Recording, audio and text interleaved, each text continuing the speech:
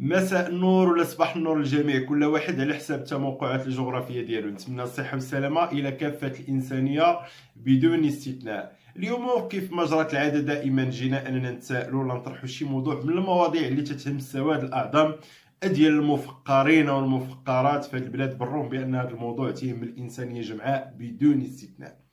الموضوع ديالنا ولا طاغي في الساحه بشكل كبير، واللي فيه مستجدات اللي هي خطيره، واللي تتجاوز حتى ما تم الاعلان عنه. الموضوع ديالنا بكل بساطه وباختصار هو حول الجلبه. اكيد انني غادي نتفادى نسميه بالاسم ديالو، نظرا ان لي فيديو اللي تيتناولوا هذا الموضوع هذا في السوشيال ميديا تيتعرضوا للسينيال وتيتعرضوا للحذف وتتعرض للقنوات للحظر. مي انا غادي نجبدو بالمرموز، واكيد انا ملي قلت الاسم ديال الجلبه فاكيد انكم غادي تفهموه. اليوم غادي نتناولوا الجلبه ما بين الاختياري وما بين الاجبار. ما بين الاختياري لان قال لك اللي بغى يدير الجلبه يمشي يديرها، واللي ما بغاش يديرها ماشي يديرها. هذا اللي تيعلنوه، اللي علنته الدوله ولا صدرات في حق مذكرات، لا سواء الحكومه ولا سواء ديك ما يسمى باللجنه العلميه، ولا من خلال الاعلام الرسمي كذلك ديال الدوله اللي قهرونا بان ديك الجلبه راها اختياريه وهذه الى اخره. ولكن الخطير في الامر شنو هو انها ولات اجباريه بطرق غير مباشره. هادشي علاش ولينا تنسالوا واش ديك الجلبه واش هي اختياريه كما تم الاعلان عنه، ام ان القضيه فيها الاجبار. علاش تنقول فيها الاجبار؟ لان الامر تجاوز هذاك الجواز ديال الجلبه. هذاك الجواز ديال الجلبه تجاوزوا، كانوا فارضين داك الجواز ديال الجلبه. تيقول لك اللي بغى يسافر خصو الجواز ديال الجلبه، اللي بغى يدخل شي اداره خصو الجواز ديال الجلبه. هذاك الجواز في حد ذاته تيتعتبر اجبار. ما بقاش هنا، ما بقيناش غنتكلموا على الاختيار ديال الجلبه، ولينا غنتكلموا على الاجباريه ديالها. انا ما بقاش مع العلم غنذكر بمساله اللي هي مهمه بزاف. هاد المساله اللي هي هاد الجلبه هادي مازال غير اختياري، مازال غير تجريبيه. الدوله في حد ذاتها، لا العلماء اللي تيدافعوا على هاد الجلبه ولا العلماء اللي مناهضين ليها كلهم تيقول لك هاد الجلبه غير تجريبيه، راه مازال غير تيجربوها. والدليل على هذا هو ما رايناه مؤخرا ملي ولات هاد الجلبه هادي تتشمل شرائح عمريه اصغر من اللي كان معلن عنه. مثلا الاطفال ديال التمدرس ولينا تنشوفوا واحد الوصولات اللي تيتوصلوا بها الاباء والاولياء ديال التلاميذ. هاد الوصولات عباره على انك موافق على ان الابن ولا الابنه ديالك دير الجلبه وانت اللي تتحمل المسؤوليه. وتخيلوا معايا الخطوره فين كاينه، ان الدوله تتفرض عليك ان دير الجلبه لولدك ولا بنتك، سينو ما غاديش يقرا، سينو ما غاديش يدخل المدرسه الا ما دارش ديك الجلبه. واكثر من هذا فهي عوض الدوله انها تعطيك ضمانات بان هاد الجلبه ما عندها حتى شي تاثيرات خطيره على الابناء، وبان الدوله تتحمل كامل المسؤوليه فيها. لا، الدوله تتفرض عليك ديرها وفي نفس الوقت تتملص من المسؤوليه، لان تتقول لك وقع لي داك الالتزام. يوقعوه الاباء ولا اولياء ديال التلاميذ، يوقعوا داك الالتزام اللي تيعطي الحق للسلطات انها دير الجلبه للابناء والبنات ديالهم، وفي نفس الوقت ما تيحملوش هذاك الوصل الاذاعي ملي تتوقعوا، ما تيحملش المسؤوليه للسلطات، بل انت اللي تتحملها. زعما شي حاجه ما داخلاش. بالرغم بانني تنذكر تنقول ما كاين حتى شي قانون في البلاد اللي تيفرض عليك دير الجلبه، ما كاين حتى شي قانون. اللهم الفرض اللي هو غير مباشر، الإجبارية الغير مباشرة عبر أن يمنعوك من السفر، يمنعوك من الدخول لبعض الإدارات، وهذه يمنعوك بأنك توصل ببعض الوثائق، وهذه في حالتي إلا ما جلبتيش يمنعوا الأبناء والبنات ديالك من التمدرس لأنهم ما دايرينش الجلبة. دونك كاين إجبار بطريقة غير مباشرة. أما قانونيا ما كاين حتى شي قانون، مازال ما صدر حتى شي قانون اللي تيقول بالاجباريه ديال هاد الجلبه. انا وقع لينا واحد الخلط كبير، ما بقيناش فاهمين واش اختياريه، اي انا من حقي يا سيدي ما باغيش ندير ديك الجلبه، فرض عليا الشروط الاحترازيه، ما قلنا حتى شي مشكل، ما كاينش اللي ناقشها. المساله ديال التباعد، المساله ديال الكمامه، المساله ديال ال 50% ديال الطاقه الاستيعابيه ولا 75% ديال الطاقه الاستيعابيه في الاماكن العامه ولا في الاماكن الخاصه. دونك هادشي ما تناقشوهش، هذه الشروط الاحترازيه اللي متبعه العالم باسره ما غاديش ناقشها معاك. اسيدي اكثر من هذا، فرض عليا التيست على راس كل شهر مثلا الابناء والبنات ديالنا، عوض ما انكم تفرضوا عليهم ديك الجلبه اللي هي مازال غير تجريبيه، وبان وانتم ما تتحملوش المسؤوليه، ما باغينش تحملوا المسؤوليه ديال التاثيرات عليها. وشنا مجموعه ديال الاطفال اللي ماتوا غير هنا الموت ديالهم ما تناكدش وما تنفيش، ما تناكدش بان المسؤوليه هي ديال الجلبه، وما تنفيش المسؤوليه على الجلبه لانهم داروا الجلبه ومن بعد منها مباشره وقعت تاثيرات سلبيه على الصحه ديالهم. كاين اللي تشلل، كاين اللي تعرض للشلل نصفي، وكاين اللي مات. واش لان كان فيه شي مرض وبالجلبه كملات الباهيه زعما توفى، ولا هذيك الجلبه هي اللي مسؤوله؟ انا ماشي خبير في علم ديال الجينات وعلم الفيروسات وهذه الى اخره. وما كاين حتى شي لجنه علميه اللي دارت سواء مؤيده ولا منافيه ولا معارضه للجلبه، دارت شي تحليل ودارت شي دراسه ودارت سميتو وقالت بان فعلا راه الناس تموت بالجلبه، ولا كذلك بان الجلبه ما عندها حتى شي مسؤوليه.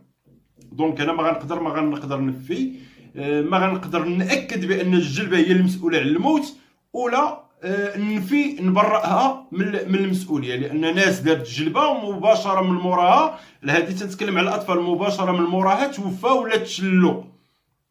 واحد. ثانيا هذيك الجلبه اللي مازال حتى شي واحد، حتى شي لجنه علميه ما تتاكد لنا النجاعه والفاعليه ديالها. والدليل على هذا ان مجموعه ديال الناس اللي جلبوا الناس اللي جلبوا تعرضوا للاصابه ووصلوا لحالات اللي هي حرجه، وفيهم اللي توفاو انهم تصابوا. هنا تيطرح سؤال مدى النجاعه ديال هذه الجلبه هذه.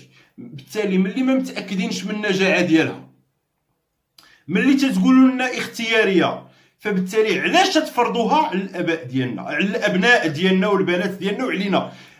مؤخرا شفت مجموعه ديال الاستدعاءات اللي تدور في السوشيال ميديا واللي توصلوا بها مجموعه ديال الاشخاص من طرف السلطات المحليه اللي تطالبهم باش انهم يمشيو يديروا هذه الجلبه، والا ما داروهاش في ظرف واحد الاسبوع ولا في ظرف اسبوعين، المهله اللي تتعطاهم كل شخص حسب المنطقه اللي هو فيها، المهله اللي تتعطاهم الا ما داروهاش غيتعرضوا لعقوبات الا ما استجبوش لهذوك الدعوات اللي تيتوصلوا بها، والدعوات اللي هي مختومه من طرف السلطات المحليه. هادشي راه خطير. واش نتوما تتقولوا بان ما كاينش قانون اللي تيفرض ولا تيجبر على ديك الجلبه، وفي نفس الوقت تتصيفطوا لعباد الله دعوات من طرف السلطات المحليه التابعه للداخليه؟ هذا هنا ولينا تنتكلموا على الاجبار، واخا ما كاينش قانون اللي تينص على الاجباريه ديال الجلبه، ولينا تنتكلموا هنا على الاجبار بطرق عده. الطريقه الاولى هي الجواز ديال الجلبه. الطريقه الثانيه هي هذه المساله ديال الحرمان ديال الابناء والبنات ديالنا من التندرس الا ما داروش الجلبه. كذلك هناك الحديث على الحرمان ديال الناس اللي ما داروش الجلبه من انهم يولجوا الاماكن العموميه بحال الطايب، بحال المقاهي، بحال الصالات ديال الرياضه، وزيد الى بحال الادارات العموميه، وزيد الى اخره. هنا ولينا تتكلموا على الفرض. هنا ضربنا داك المبدا الاول اللي هو ديال الاختياريه، لان فعلا انا من حقي ندير الجلبه ومن حقي ما نديرهاش. فإلا ما درتش انا الجلبه، مادام نتوما جالبين، مادام جلبتوا لهاد الناس هادو، فهذاك الابن ولا ديك الابنه ديالي اللي خصو يولج للمدرسه ورفض انه يديرها، ولا انا كاب ديالو ولا كوالي ديال الامر ديالو تنرفض انه يديرها، فباش غادي يضر التلاميذ الاخرين؟ باش غادي يضرهم؟ ياك هما داروا الجلبه تتقولوا بانهم داروا الجلبه وبالتالي غادي تمنع الاصابه ديالهم. هو اللي ما داير الجلبه باش غادي يضرهم. انا اللي ما دايرش الجلبه باش غادي نضر الناس اللي تنختلط بهم؟ باش غادي نضرهم؟ ياك هما دايرين تتقولوا بانهم داروا الجلبه هي حامياهم، تقوات عندهم المناعه. انا اللي عندي المناعه ضعيفه، انا اللي ما جلبتش، وبالتالي انا اللي عندي المناعه، انا اللي خصني اللي المفروض انا نضر. ورغم ذلك تنتحمل كامل المسؤوليه ديالي وتنقول لكم بانني ما باغيش نجلب. بالتالي هنا خصها تكون عندي الحريه ديالي، فما باغيش نجلب، وفي المقابل ما خصني نتعرض للحرمان حتى من شي حق من الحقوق.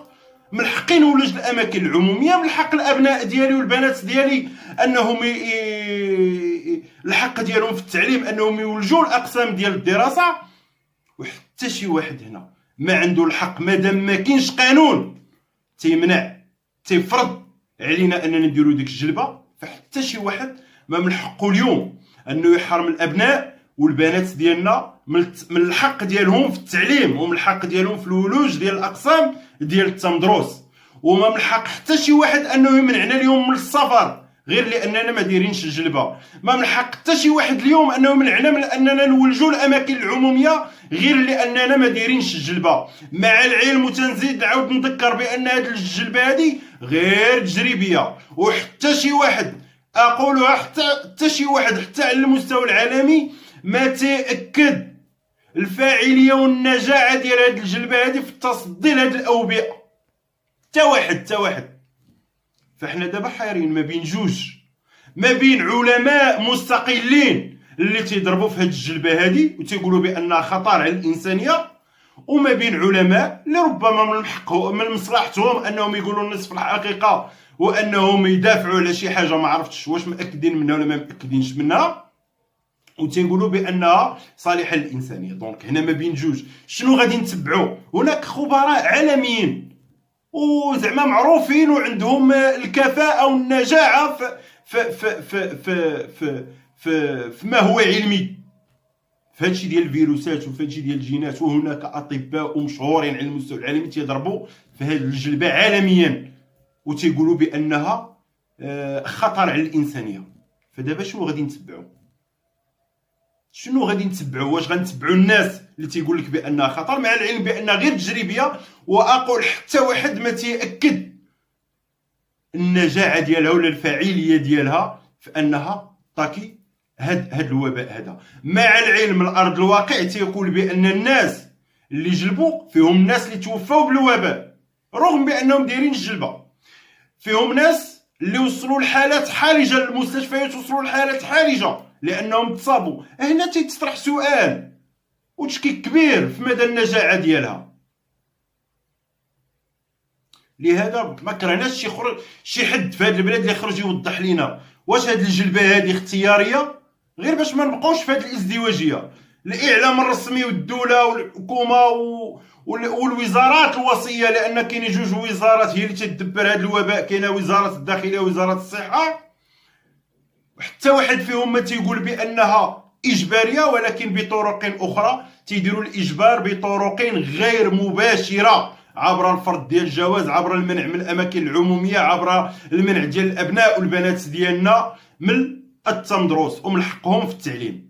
فبالتالي هنا الدوله خصها توضح معنا واش هاد الجلبه هذه اجباريه ولا اختياريه. الا كنتو تتكلموا على اختياريه فراه خصكم تحيدوا هذاك الجواز ديال الجلبه، وخصكم تخليو الابناء ديالنا انهم يولجوا الاقسام الدراسيه. وإلا كنتو تتقولوا لنا اجباريه فخرجوا لنا قانون ديال الاجباريه، وديك الساعه لكل حديث مقال. في النهايه تنتمنى الصحه والسلامه لكافه الانسانيه بدون استثناء، ومازال تنعاود ناكد بان مادام ما كاينش شي قانون تيفرض ولا تيجبرنا باش نمشيو نديرو ديك الجلبه، فراه ما من حقكمش انكم تمنعوا الابناء والبنات ديالنا من الحق ديالهم في التعليم. تحياتي الى الجميع.